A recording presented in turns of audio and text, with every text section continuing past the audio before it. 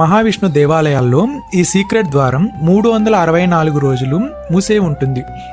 కరెక్ట్గా 365వ రోజు మాత్రమే ఈ సీక్రెట్ ద్వారాన్ని ఓపెన్ చేస్తారు.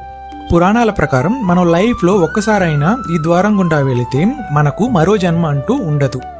దీనినే వైకుంఠ ద్వారం అని అంటారు. ఇది కేవలం వైకుంఠ ఏకాదశి రోజు మాత్రమే ఈ ద్వారాన్ని తెరుస్తారు. ముక్కోటి ఏకాదశి రోజు ఆ ముక్కోటి దేవతలు ఆ మహావిష్ణువును దర్శించుకోవడానికి ఈ వైకుంఠ ద్వారం ద్వారా వస్తారు. పద్మపురాణం ప్రకారం మధు కైతవులు అనే 2 రాక్షసులు మహావిష్ణువు చేతిలో ఘోరంగా ఓడిపోయి మహావిష్ణువును ఒక విచిత్రమైన కోరిక కోరుతారు. స్వామి, మేము ఎలాగో చనిపోతున్నాం కదా, కాబట్టి ఈ ఉత్తర ద్వారం ద్వారా వచ్చే ఎవరైనా సరే మోక్షం పొందాలి అని మహావిష్ణువు దగ్గర వరం కోరుతారు. అందువల్ల ఈ రోజు విష్ణు దేవాలయాల్లో మరియు తిరుమల లాంటి పవిత్ర పుణ్యక్షేత్రాలలో ఈ ఉత్తర ద్వారాన్ని ఏర్పాటు చేస్తారు. అంతేకాకుండా ఈ రోజు ఉత్తరాయణ పుణ్యకాలం మొదలవుతుంది. అంటే దేవతల కాలమానం ప్రకారం సూర్యోదయం అని అర్థం. ఎప్పుడైనా వైకుంఠ ద్వారం ద్వారా వెళ్ళి స్వామివారిని దర్శనం చేసుకున్నారు? దర్శనం చేసుకుంటే మన వీడియో కింద కమెంట్ చేయండి.